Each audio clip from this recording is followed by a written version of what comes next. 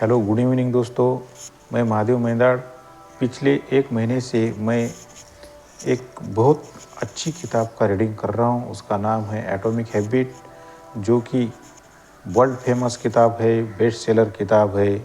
और इस किताब के लेखक जेम्स क्लियर, इन्होंने बताया है 12th चैप्टर में कि कौन से भी आदमी को अगर आदत लगानी है तो वो क्या सोचता है कि मुझे कम प्रयास में अच्छी आदत लगानी चाहिए। तो चैप्टर का भी नाम है न्यूनतम प्रयास का नियम क्या है। तो उसमें हमने थोड़ा सा पढ़ाई किया है। उसके बाद पहला पॉइंट भी देखा है। अभी सेकंड पॉइंट मतलब दूसरा मुद्दा हम देख रहे हैं। उसका नाम है कम प्रयास में ज़्यादा हासिल कैसे करें। कौन सी भी आदत लगानी है तो कम प्रयास से हम कैसे आदत लगा सकते हैं, उसके बारे में इस पॉइंट में ये जो पॉइंट है उसमें बताया गया है। तो देखिए दोस्तों, मैं पढ़ रहा हूँ। कल्पना करें कि आपके हाथ में बगीचे का पाइप है जो बीच से मुड़ा है। इसमें थोड़ा पानी तो बह सकता है, लेकिन ज़्यादा नहीं। अगर आप यह चाहते हैं कि इस पाइप से ज़्यादा पानी बहे तो आपके पास दो विकल्प है। पहला विकल्प यह है कि वाल्व को ज़्यादा खोलकर पानी की गति बढ़ा दी जाए। दूसरा विकल्प यह है कि पाइप के मोड़ को सीधा कर दिया जाए ताकि पानी स्वाभाविक रूप से बह सके। किसी मुश्किल आदत को जारी रखने के लिए अपनी प्रेरणा को बढ़ाने की कोशिश मुड़े हुए पाइप से ज़्यादा पानी निकलने जैसी होती है। आप ऐसा कर तो सकते हैं, लेकिन इसके लिए काफ़ी कोशिश की ज़रूरत होती है और इससे आपके जीवन में तनाव भी बढ़ता है। दूसरी ओर, आपकी आदतों को आसान और सरल बनाना पाइप के मोड़ को सीधे करने जैसा होता है। अपने जीवन में मुश्किल से उबरने की कोशिश करने के बजाय आप इसे हटा देते हैं। परिवेश की डिज़ाइन का अभ्यास करना आपकी आदतों से जुड़ी मुश्किल को कम करने का काफ़ी प्रभावी तरीका है। अध्याय 6 में हम बता चुके हैं कि परिवेश डिज़ाइन करके आप संकेतों को ज़्यादा स्पष्ट बना सकते हैं, लेकिन काम को ज़्यादा आसान बनाने के लिए आप अपने परिवेश को सबसे ज़्यादा अनुकूल भी बना सकते हैं। उदाहरण के लिए, नई आदत का अभ्यास कहाँ करें, यह निर्णय लेते समय ऐसी जगह चुनना सबसे अच्छा रहता है जो पहले से ही आप दिनचर्या में शामिल हो। आदतें बनाना तब ज़्यादा आसान होता है जब वे अपने जीवन के प्रभाव में सटीकता से सही जगह पर रहे। अगर आपका जिम आपके ऑफिस के रास्ते में हो तो आप जिम जाने की ज़्यादा संभावना है, क्योंकि आपको अपने तय रास्ते से इधर उधर नहीं मुड़ना होगा, जिसकी वजह से आपकी जीवन शैली में घर्षण या मुश्किल न्यूनतम रहेगी।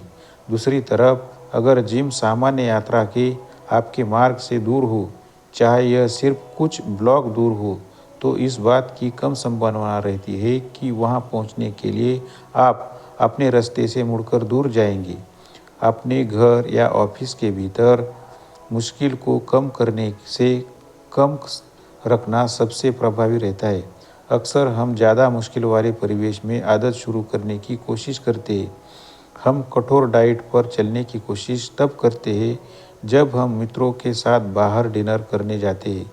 हम उथल-पुथल भरे घर में पुस्तक देखने की कोशिश करते हैं।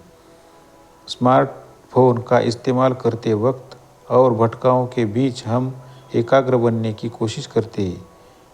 इस तरह काम करने की कोई ज़रूरत नहीं है। हम मुश्किल के उन बिंदुओं को हटा सकते हैं जो हमें पीछे रोक कर रखते हैं।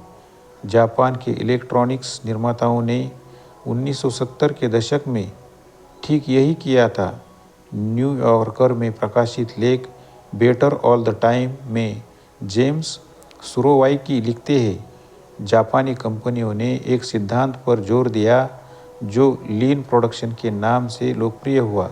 इसमें उत्पादन प्रक्रिया से सभी तरह की बर्बादी को हटाने की कोशिश की जाती है और कार्यस्थल को नए सिरे से डिज़ाइन किया जाता है ताकि मुड़कर औजार उठाने में कर्मचारियों का समय बर्बाद नहीं हो।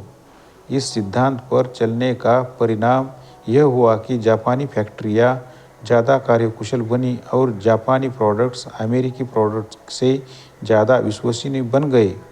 1974 में अमेरिका में निर्मित कलर टेलीविज़न की सर्विस कॉल्स की संख्या जापानी टेलीविज़न की तुलना में 5 गुना थी। 1979 तक अमेरिका के टेलीविज़न सेट की असेंबलिंग करने में जापानियों से 3 गुना ज़्यादा समय लगता था। मैं इस रणनीति को घटाकर जोड़ना चाहता हूँ। जापानी कंपनियां उत्पादन प्रक्रिया में मुश्किल के हर बिंदु को हटाने की कोशिश कर रही थी। प्रयास की बर्बादी को रोककर उन्होंने ग्राहकों और आमदनी को बढ़ा लिया। इसी तरह जब हम भी अपने समय और ऊर्जा को बर्बाद करने वाले घर्षण के बिंदुओं को हटा देते हैं तो हम कम प्रयास में ज़्यादा परिणाम हासिल कर सकते हैं। यह भी एक कारण है कि साफ सफाई करना अच्छा महसूस होता है। हम आगे बढ़कर उस संज्ञानात्मक भार को हल्का कर रहे हैं जो हमारा परिवेश हम पर लादता है। अगर आप सबसे ज़्यादा आदत डालने वाले प्रोडक्ट्स को देखें तो आप गौर करेंगे कि ये वस्तुएं और सेवाएं आपके जीवन से मुश्किल को हटाती है। मील डिलीवरी सेवाएं किराने की खरीदारी की मुश्किल को कम करती है। डेटिंग ऐप सामाजिक परिचय देने की मुश्किल को हटाते हैं। राइड शेयरिंग सेवाएं शहर के पार जाने की मुश्किल को कम करती है। टेक्स्ट मैसेजिंग डाक से पत्र भेजने की मुश्किल को कम करती है। जिस तरह जापानी टेलीविज़न निर्माताओं ने प्रयास की बर्बादी को कम करने के लिए अपने कार्यस्थल को दोबारा डिज़ाइन किया, सफल कंपनियां भी उसी तरह अपने प्रोडक्ट्स को डिज़ाइन कर रही है ताकि ज़्यादा से ज़्यादा कदमों को स्वचालित बनाया जा सके, हटाया जा सके या सरल बनाया जा सके। वे हर फॉर्म में फील्ड्स की संख्या कम करती है। वे अकाउंट बनने के लिए आवश्यक क्लिक्स की संख्या कम करती है। उनके प्रोडक्ट्स के निर्देश आसानी से समझ में आने वाले रहते हैं या वे अपने ग्राहकों के सामने कम विकल्प रखती है। जब आवाज़ से सक्रिय होने वाले स्पीकर नए आए थे जैसे गूगल होम, अमेज़ॉन इको और एप्पल होम पैड जैसे प्रोडक्ट्स, तो मैंने एक मित्र से पूछा कि उसे अपने खरीदे प्रोडक्ट्स के बारे में क्या पसंद है।